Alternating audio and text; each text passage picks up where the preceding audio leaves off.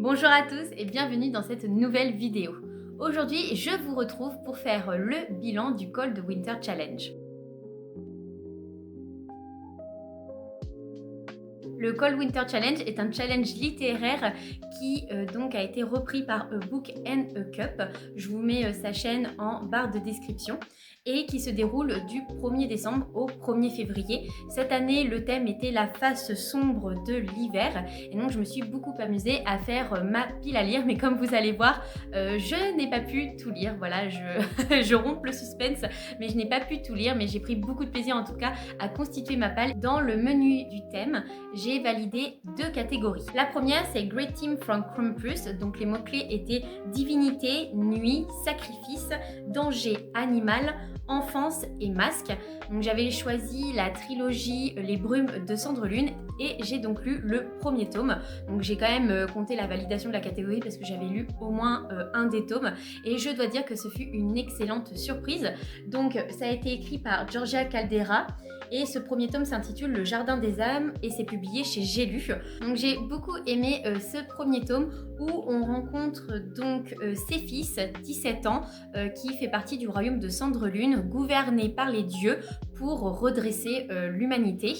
Malheureusement, dans son enfance, ses parents ont été condamnés pour avoir eu des pensées néfastes au royaume et donc ils vont être condamnés à mort. Son frère va être enrôlé dans l'armée des dieux et elle va se retrouver donc amputée de tout son côté. Alors je ne sais plus si c'est droite ou gauche, mais en tout cas un de ses côtés, et donc elle est munie d'une sorte d'armure en ferraille et donc on les appelle les rapiécés, donc elle est vraiment mise au ban. Heureusement pour elle, comparée aux autres rapiécés, elle est très douée en musique et donc continue de suivre son instruction dans une prestigieuse académie aux côtés de son meilleur ami. Sauf qu'un jour tout va basculer lorsqu'ils vont avoir un petit peu l'idée de mener un peu leur révolte. On plonge vraiment dans un univers dystopique avec ce côté voilà vraiment rébellion et de ce peuple qui essaye de combler toutes les injustices. En même temps, il y a ce côté très onirique avec les dieux car on va suivre également Verlaine qui lui est le fils donc du roi Orion et donc le dieu des dieux. Il a une particularité car sa mère était humaine et surtout il a un pouvoir très immense qui font de lui un demi-dieu très dangereux. Et donc Céphis et Verlaine vont être liés. On découvre au fur et à mesure pourquoi, donc je ne vais pas trop vous en dire. Mais en tout cas, j'ai beaucoup aimé ce premier tome de par l'univers et aussi l'atmosphère. Donc comme je vous disais, très fantastique et onirique. Et j'ai beaucoup aimé Céphis qui est très touchante, très combattante. Et malgré tout ce qui va lui arriver, elle ne va jamais cesser de combattre pour ses idées. Et j'ai beaucoup aimé la relation qui se construit un petit peu entre Verlaine et elle et qui n'est pas simple parce que voilà, ils sont tous les deux des camps opposés. Verlaine a commis des actes horribles. Il y a pas mal de difficultés et d'obstacles dans leur relation. Mais voilà, j'ai beaucoup aimé la façon dont ils vont se découvrir petit à petit et surtout qu'il y a un lien un petit peu indescriptible, hors du temps, qui les relie. Et donc j'ai vraiment très hâte de lire la suite parce qu'on sent que petit à petit, il y a un petit peu un changement dans l'air et que forcément, ça va prendre plus d'ampleur dans la suite. Ensuite, j'ai validé ma catégorie certainement préférée de par son titre, Hutte, petite hutte, tourne ton dos à la forêt et ta face vers moi. Donc là, les mots-clés étaient maison, secret, forêt, grand-mère, travaux d'aiguille et aventure. J'avais choisi L'Oiseau des Neiges de Tracy Rees aux éditions Pocket que j'ai lu et que j'ai bien aimé également. On va suivre donc au 19e siècle Aurélia Veiney, une riche héritière de 8 ans qui va retrouver dans sa propriété par un soir d'hiver un nourrisson qu'elle va obliger ses parents à l'adopter et elle va être surnommée Amy Snow. Elle va toujours être élevée un petit peu en dehors de la famille et quand même être très proche de Aurélia. Les deux petites filles vont grandir ensemble et rien ne les séparera sauf peut-être donc la maladie que Aurélia va débloquer soudainement à ses 18 ans et donc celle-ci va décider de partir voyager dans toute l'Angleterre et petit à petit on va découvrir Pourquoi? Car lorsqu'elle décède, elle laisse des lettres et des instructions à Amy pour retracer un petit peu tout son périple et peut-être que Amy en saura un petit peu plus sur son amie et sur elle. J'ai beaucoup aimé cette lecture parce que voilà, j'ai trouvé le lien entre les deux jeunes femmes très touchant. J'ai beaucoup aimé suivre Amy dans ses différentes aventures, aussi un petit peu le jeu de pistes, qui elle allait croiser, les personnages aussi qui vont l'entourer sont également très attachants. J'ai également aimé la tournure que ça a pris et en même temps je l'ai pas trop aimé, donc je pourrais pas trop expliquer pourquoi, mais en fait j'ai beaucoup aimé ce qu'on a découvert et en même temps je m'attendais un petit peu à autre chose et j'ai trouvé qu'il manquait peut-être encore un petit peu autre chose. Mais voilà, ce n'est que mon avis, sinon vraiment dans l'ensemble c'était vraiment très très chouette. On a vraiment ce côté historique, romance, amitié.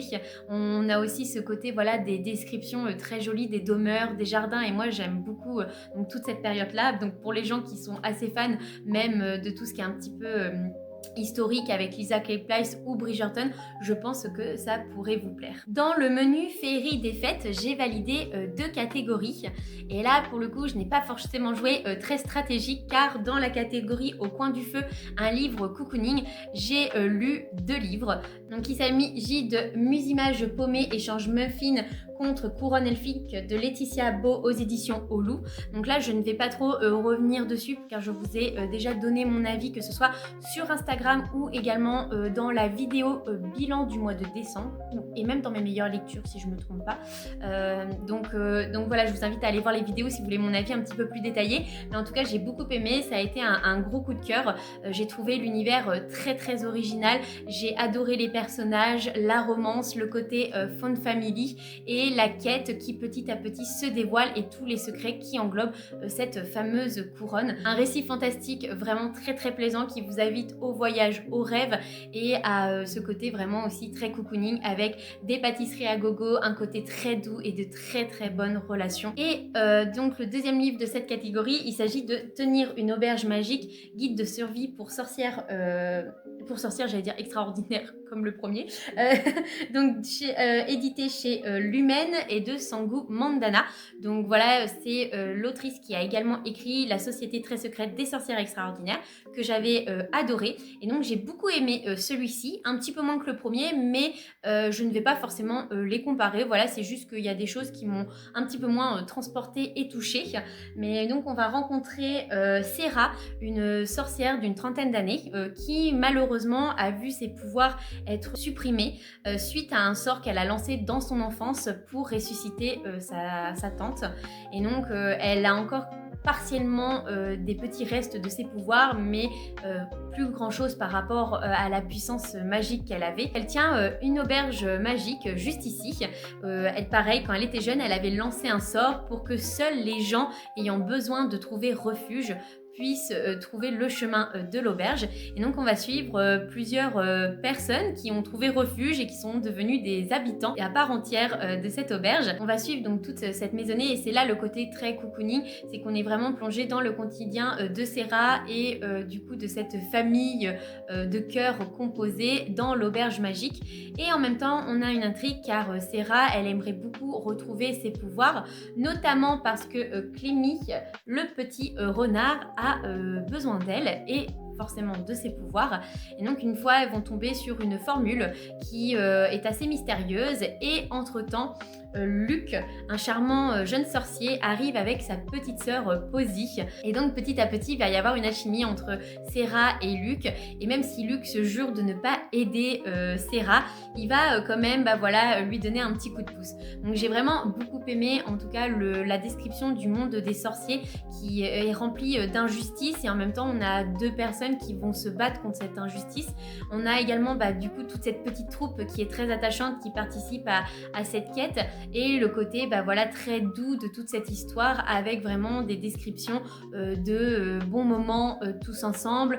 On a également la relation amoureuse qui se développe petit à petit qui est vraiment aussi très bienveillante, très saine. Voilà, c'est ce qui m'a conquis dans cet ouvrage. Après j'ai trouvé que ça manquait parfois peut-être un petit peu de peps. La deuxième catégorie que j'ai validée dans ce menu, il s'agit de Deck the Halls Donc là, il fallait choisir un livre avec une couverture rouge et ou verte. Mon choix s'était porté sur le premier tome de la duologie Le Roi Berger, Une fenêtre sur les ténèbres de Rachel Gilling aux éditions PAL, donc qui sont les versions poche de Zaxus.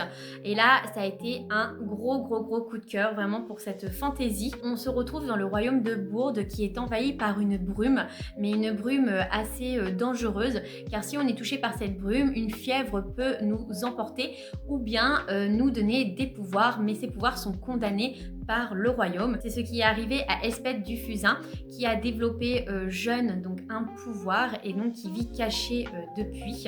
Malheureusement, son chemin va croiser celui de Ravindif, le neveu du roi, qui fomente une rébellion. Cette rébellion est liée à de fameuses cartes qui attribuent des pouvoirs à leurs possesseurs, mais attention, elles ont autant un côté bénéfique que négatif sur leur porteur, et le roi cherche à toutes les collectionner pour avoir un petit peu ce pouvoir absolu. Mais Ravin et Elspeth sont bien décidés à contrer les idées du roi, chacun un petit peu pour des idées différentes, mais voilà, ils décident de s'allier malgré tout, et il y a pareil là une alchimie qui va se construire entre deux que j'ai beaucoup aimé.